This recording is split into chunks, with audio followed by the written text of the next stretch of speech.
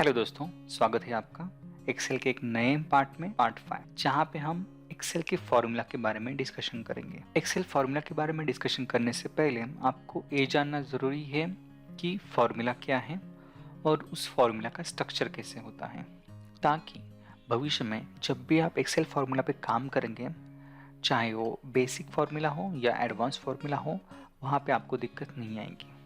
तो पहले हम एक्सेल फॉर्मूला के स्ट्रक्चर के बारे में बात करते हैं कि एक्सेल फॉर्मूला कैसे होता है। पहले, जैसे कि हमने ऑलरेडी भी डिस्कस किया है कि कौन सा भी formula start equal to sine से होता है, क्योंकि जब भी हम कोई सेल में फॉर्मूला डालते हैं तब एक्सेल को समझ में कैसे आता है कि हम वहाँ पे फॉर्मूला डाल रहे हैं। उसके लिए हमें पहले इक्वल टू साइन डालना पड़ता है, तभी एक्सेल समझ जाता है कि हम यहाँ पे फॉर्मूला इंसर्ट कर। उसके बाद हमें उस फॉर्मूला का नाम एंटर करना पड़ता है, जो भी हो, मे बी सम हो सकता है, काउंट हो सकता है, एवरेज हो सकता है, मैक्स मिन, कुछ भी आपके फॉर्मूला का नाम हो सकता है, वो आपको एंटर करना है।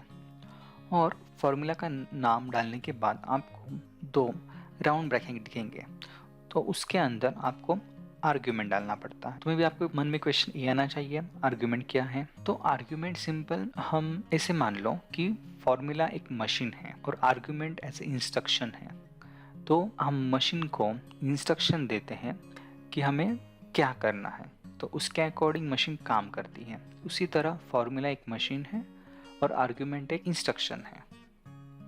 जैसे कि अगर मुझे सम करनी है तो मैं पहले इक्वल टू साइन दूंगा, उसके बाद सम जो कि हमारे फॉर्मूला का नाम है, और उसके बाद आर्ग्यूमेंट A1 से लेकर A5, यानी कि मुझे A1 सेल से लेकर A5 सेल तक जितने भी सेल हैं उनसे सारे सेल की सम करनी।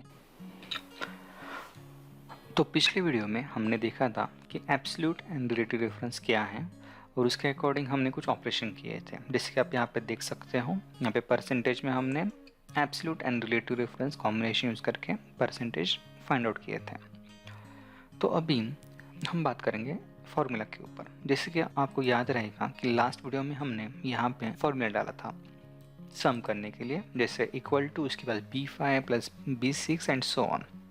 लेकिन मैंने वहाँ पे बोला था कि ये सही तरीका नहीं है करने का, क्योंकि अभी यहाँ पे 5 सेल है, इसलिए आप आराम से कर सकते हो B5, B6, B7। लेकिन अगर बहुत सारे रो हैं, मान लो थाउजेंड्स और 10,000 ऑफ रो है, तो आप हर एक सेल को ऐड नहीं करते बैठोगे, राइट?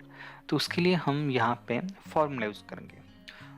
तो बेसिकली फॉर्मूला क्या करता है, जो भी हमारे मैनुअल टास्क है उसको ऑटोमेट करता है। तो हमें यहाँ पे एडिशन करनी है या सम करनी है, तो इसलिए मैं क्या करता हूँ, जो भी हमने एडिशन की थी लास्ट लेक्चर में उसको रिमूव कर देता हूँ। तो यहाँ पे फॉर्मूला आप कैसे इंसर्ट कर सकते हो?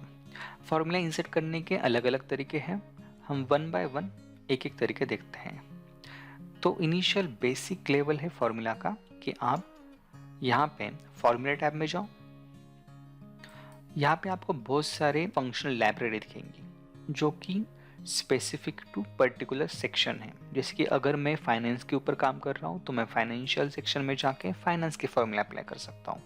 अगर लॉजिक है तो यहाँ पे जा सकते हो। अगर टेस्ट के बारे में मुझे कुछ फंक्शन चाहिए तो मैं यहाँ पे जा सकता हूँ। तो अभी हमें सम करनी है, तो सम मैथ रिलेटेड फंक्शन में मिलेगा हमें, राइट? क्योंकि सम हम मैथ में करते हैं। तो आपको यहाँ पे दिखेगा मैथ है, तो यहाँ पे आप सर्च करो सम। तो अगर आप स्क्रॉल करोगे, इस सारे फंक्शन अल्फ़ाबेटिकल ऑर्डर से अरेंज है, तो आप यहाँ पे सर्च कर सकते हो। देखो यहाँ पे सम है, जस्ट सम पे डबल क्लिक कर दो तो इस तरह का एक प्रॉम्प्ट ओपन हो जाएगा। तो एक्सेल ने ऑटोमेटिक डिटेक्ट कर लिया है कि हमें B5 से लेकर B9 तक एडिशन करनी है, इसलिए आप यहाँ पे देख सकते हो B5 से लेकर B9 तक उसने अपने आप सिलेक्ट कर लिया। लेकिन अगर आपको B5 से लेकर B9 नहीं चाहिए, मान लो कि आपको कोई डिफरेंट रेंज ऑफ सेल चाहिए, तो आप उसको मैन्युअली सिलेक्ट कर सकते हो। जैसे कि मैं अभी B5 से लेकर B9 को क्लियर करता हूँ और मैन्युअली रो को सिलेक्ट करता हूँ B5 से लेकर B9। आप ऐसे भी कर सकते हो।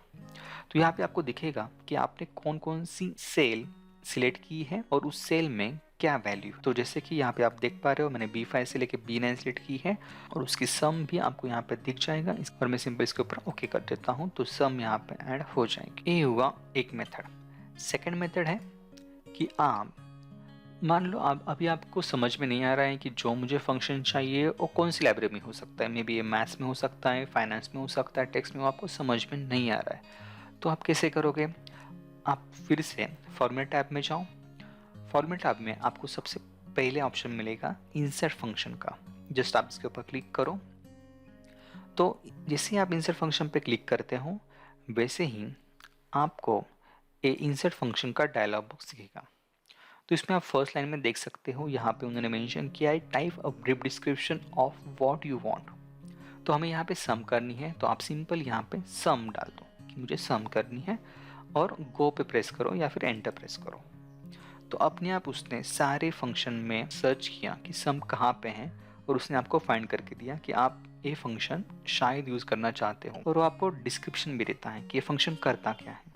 तो अगर आप नीचे देखोगे तो ये sum function add all the numbers in the range of the cell, ताकि आपको हेल्प हो फाइंड करने के लिए कि आप सही फंक्शन यूज़ कर रहे हो। एक बार आप कंफर्म हो जाओ कि मुझे यही फंक्शन यूज़ करना है तो आप सिंपल ओके पे प्रेस कर दो। उसके बाद आपको फिर से वही डायलॉग बॉक्स पॉपअप होगा जो कि है फंक्शन आर्ग्यूमेंट का। यहाँ पे आपको रेंज सेलेक्ट करो, जैसे कि एक्सेल ने इंटेलिजेंटली अपने आप डिटेक्ट कर लिया है कि आपको C5 से लेकर C9 तक सेल सेलेक्ट करना है। अगर आपको कोई और सेल सेलेक्ट करना है तो आप मैनुअली भी सेलेक्ट कर सकते हो। तो अभी के लिए मैं यहाँ पे सिंपल ओके प्रेस कर देता हूँ। तो ये हुआ सेकेंड तरीका। अब ये थर्ड कि आपको कोई फॉर्मेट टैब में जाने की ज़रूरत नहीं है, आप सिंपल इक्वल टू प्रेस कर दो और उसके बाद आपके फंक्शन का नाम डालो। जैसे कि मेरे फंक्शन का नाम है सम, तो मैं यहाँ पे सम डाल देता हूँ।